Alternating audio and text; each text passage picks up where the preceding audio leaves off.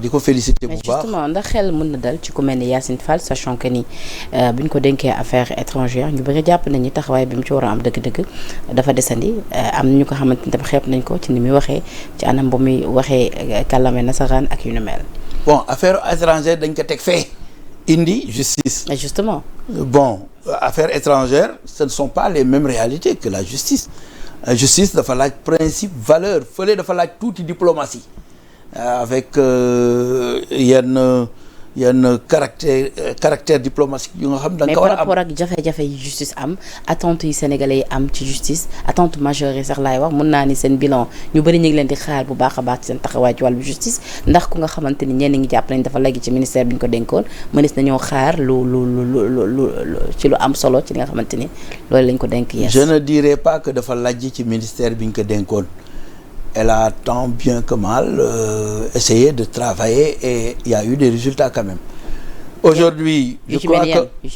li ci gën a am solo non ay résultats de toute façon quand le premier ministre fait un déplacement mu nekk un gain diplomatique économique Yacine Fall day jël bénéfice yi parce que c'était la ministre des Affaires étrangères donc tout le bénéfice lui revient. te bul fàtte ni Ousmane def na fi ay tournée yu am solo Bassirou Diomaye def na fi ay tournée yu am solo pour mais est-ce que loolu kese lañ mën a nattee est-ce que lu ni mel képp lañ mën a nattee bilan am. si mais par exemple ñenn ñu bëri amoon nañ déception ci li nga xamante ni moo nekkoon taxawaayam ci lorsque l'ancien président Macky Sall a été attaqué ci benn vol par une Sénégalaise de l'extérieur. par exemple li nga xamante ni moo ci taxawaayam ñu bëri jàppoon nañu lu ni mel dafa desandi woon. moi j'ai magnifié boo jëlee exemple boobu képp. personnellement j'ai magnifié taxawaayam parce que bon Macky Sall qui aujourd'hui a été attaqué verbalement ñu jël waa ji tëj wala ndaw si tëj je ne sais plus mais loolu li mu ci war a taxaw ni mu ci war a taxawee la ci taxawee. affaire de déclaration bon toujours am na ñu nga xam ni. par rapport ak déclaration bi ci defoon ñu bëri jàpp nañu peut-être lu mu waroon condamné la. non am na ñu nga xam ni véritablement condamné comment. mais sénégalaise bi am na droit wax xalaatam ci mbir bu nga xam ni véritablement xam nga li mu subir moom sénégalaise boobu parce que attention xam nga ki ñu rey doomam wala ki ñu rey papaam parce que am na ci wala ki ñu gaañ doomam wala ki ñu gaañ papaam wala ki nga xam ne dañu fexe ba mu ñàkk liggéeyam arbitrairement mais ki nga xam ni il est le haut responsable de tout ça gisoo Macron bi ñu ko pesé. mais était-ce la meilleure façon d'arbitrer je veux dire. moi je crois que l'arbitrage est équitable et c'est très bien. man si ça aurait été moi j'aurais réagi comme ça ça je vous le dis. Ah oui. Maintenant n'en déplaise à ceux qui parlent oui diplomatie indi ay affaire d'abord la diplomatie dépend de la vérité d'abord de la vérité et ensuite la diplomatie vient parce que aussi une diplomatie da ngay chercher à satisfaire le peuple sénégalais or le peuple sénégalais avait cette haine-là envers Macky Sall je vous le dis pas une haine ce serait trop dur mais un mépris par rapport à ces actes yu nga xam ne daf ko doon poser yu nga xam ne véritablement ça ne portait pas satisfaction n'est-ce pas aux populations sénégalaises aux masses populaires la plupart du temps rey dóor tëj def lu dul noonu affecté ay juge jël justice téye ko jël dossier yi teg ci sa conc yooyu yëpp c'est des faits qui ont maltraité les Sénégalais. Mais est-ce qu'on peut véritablement, on comprend oui, très bien la réaction de celle qui lui disait que yaa rey suñu doom yi et cetera n'est-ce pas la vérité. D'accord loolu parenthèse la mais est-ce qu'on peut réellement parler de haine parlons tey jii de l'ancien président Macky Sall sachant que ni tout récemment même sur les réseaux sociaux bu ñu actualiser yenn ci ay vidéos da ngay gis nombre de likes yi ba pas plus tard que semaine passée ñun fii suñu chaîne bi ñu actualiser l'une de ces vidéos bi nga xamante ni mi ngi doon féliciter les Lions gis nga tamit ça a fait pratiquement plus d'1 million de vues. xanaa xamuloo ni bu fekkee loolu du sondage ci yéen. non sondage la expliqué xamuloo ni nit ñi boo sàccoon fii dara ñu la yëpp nga génn ñu lay dóor nit ñi dañ lay yërëm ça c'est la mentalité du Sénégalais c'est le modèle social sénégalais qui est comme ça se comprend cela ne veut pas dire que les gens ont oublié ce qu'il a fait parce que nit ki parfois muy agir yenn action yi mais da nga koy yërëm da nga naan kii àndoog sayom da nga naan kii bàyyi ma la. mais yërmande boobu sénégalais yi tàmbalee am ci moom su ma sukkandikoo ci li nga wax quelque part ndax da leen war a interpeller ci li nga xamante ni moom moo di seen avenir politique. non ñoom ils sont morts politiquement ça je vous le dis yërëm nit Bougane Gueye dama ko yërëm Wally Seck bi mu génnee je l'ai regardé dama ko yërëm ça ne veut pas dire que bu ñu indee réalité bi ben dañuy basé ci yërëm boobu pour jox ko ay privilèges yu mu warul am c'est extrêmement important donc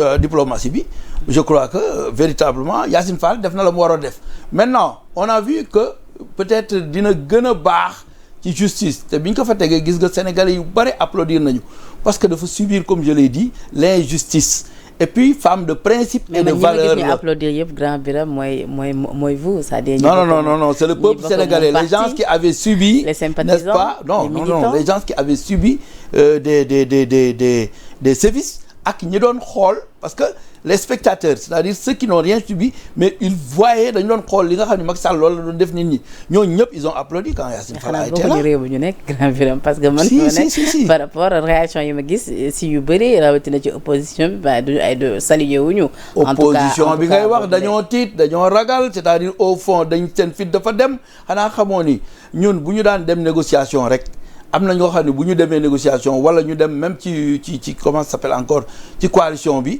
war a toog foofu am na ñu bari dañuy tiit dañ daan kii principe ak valeur kii du bàyyi dara. parce que pour certains Sonko a placé ses hommes. non Sonko doit placer ses hommes. entre la justice et il doit placer ses hommes. Sonko c'est le leader de la révolution, cette révolution que nous vivons aujourd'hui. S'il ne place pas ses hommes, il place ses ennemis. Donc vous validez ce n'est pas cette possible. partie. Je dis clairement que xeexu Badar bi mu amee ba pare ndax dañu jël yéeféer ya daal di leen tabb ca gouvernement bi nga xam ni moom la Muhammad sallallahu alayhi wa sallam teg déedéet même boo tuubee dañuy def attention ci yow ñi nga xam ni ce sont les vrais mais ñooñu ñoo occuper les plus hauts postes. Or, est-ce vrai que dans ce cas-là que vous venez d'acter li nga xamante ni moo di l'état parti? Mais l'état parti c'est une conception. Moi je dirais pas état parti mais celui qui gagne gouverne avec ses hommes loolu laa gëm. te loolu laa ma sa wax xam nga ni les ministères là moi j'ai toujours dénoncé passivité bi ñu am ci yenn dossiers yi or ces dossiers font mal aux Sénégalais ba pare ñu mel na ku ci am benn passivité oui le temps de la justice et cetera bëgguñu indil ay loo nga xam ni presque tubaab yee ko fi indi ñun du suñu cosaan du suñu aada boo xoolee sax effectivement on doit revoir les lois et cetera dëppoo ko ak suñu cosaan ak suñu aada parce que la justice est faite pour les Sénégalais quand même. D'accord mais parlons de li nga wax léegi nga ni da nga jàpp ni da ngeen war a gouverner ak ñi nga xamante ni ñoom ngeen àndal xeex en résumé. Bien sûr le cas Déthié Fall foo koy dugal parce que am na ñu jàpp ne àndut ak yéen xeex je veux dire xeex dans le vrai sens du mot tout récemment lañ ko gis mu jàppale leen ci li nga xamante ni moom moo di législative avant il s'opposait tey ji jàpp nga ànd nga ci nomination. Déthié Fall pour tout vous dire nommé nañ ko et. C'est une confiance bu président wala premier ministre am ci moom cependant mais Déthié je sais pas s'il me reconnaît ou non mais de toute façon au téléphone on se connaît je crois que bi ko Ousmane Sonko di recevoir ca 6h ba ca 6h boobu man mii la joxoon rendez-vous. Ah oui. Oui parce que man maa ko woo mu jël ma dama ko jëkk woo sax il n'a pas répondu j'ai précisé que c'était Birame Khoudia Lo secrétaire général adjoint Pastef mu jël ma ni que mais Déthié tu es Saint-Louisien je lui ai parlé de tout ça parce que y avait un ami bu ma rendre visite di ma dimbali leen Déthié Fall alors j'ai demandé son numéro au gars Moussa Diop mu jox ma ko ma woo ko bi ma ko woowee mu ni ma grand dinaa ñëw sa kër ji waxtaan ma ni que justement fi nga nekk foofu du sa place yow vous devez véritablement rejoindre la mouvance aujourd'hui foofu du seen place bu leen nekk toujours nekk ci yu nga xam ni yoon wu amul issue la issue bi mooy fii bi ma ko waxee vers 10h je crois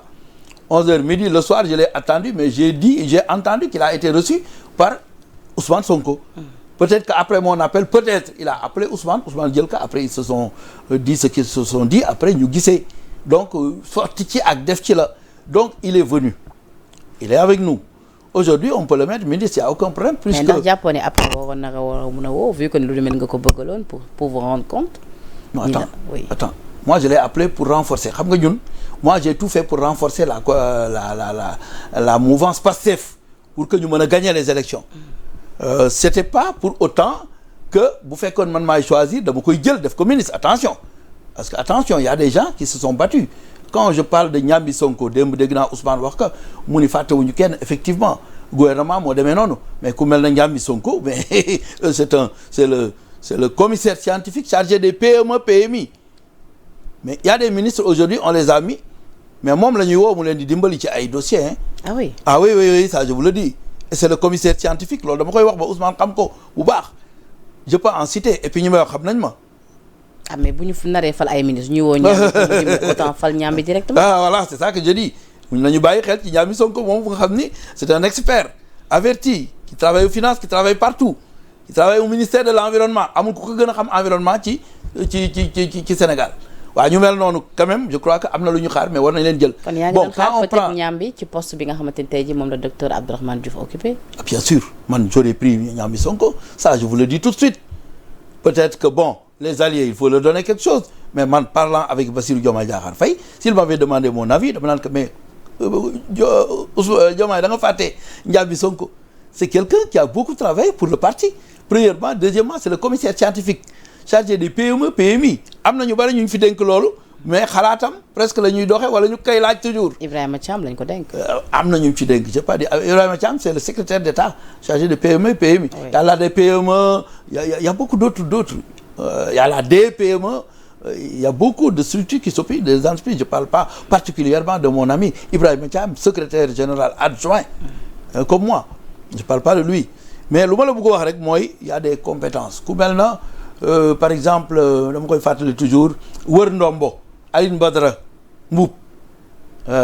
ku compétent la. Qu'est-ce qu'il est? C'est un enseignant il n'a pas encore eu de poste ku mel na colonel Kébé qui est à Saint-Louis il est secrétaire il est vice-président chargé des affaires je crois de sécurité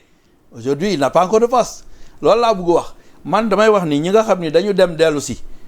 wala bokkuñu ci ñun man bu ma doon choisir damay jël d'abord ñu mais nag gouvernement la confiance la il y a beaucoup de critères que Birame Khoudia Lo ne peut pas maîtriser et qui peuvent conduire à la nomination de telle ou telle autre personne. mën nañ jàpp ne tey jii Déthié bi ñu jox bi ñu def ministre lu nu mel dafa bokk ci li nga xamante ni loolee lañ tënkoon ak Sonko ci ba muy ñëw jàppale leen à la dernière minute ci lors des législatives. non je crois que Déthié est venu de manière délibérée ba pare il n'a posé aucune question aucune condition ou conditionnalité parce que ni ma ko xamee la bon il avait quitté il est revenu donc ce serait même indécent de dire nangam mais bu mu ñëwee dafa ni attention je viens vous appuyer tout simplement moi je l'ai rencontré à Kolda je crois que lorsqu'on était là-bas et tout ça mais il était venu pour appuyer et il a joué au sérieux mais bi ñu ko falee convenablement bi ñu ko falee yenn journée dañoo koy titré enfin Déthié ministre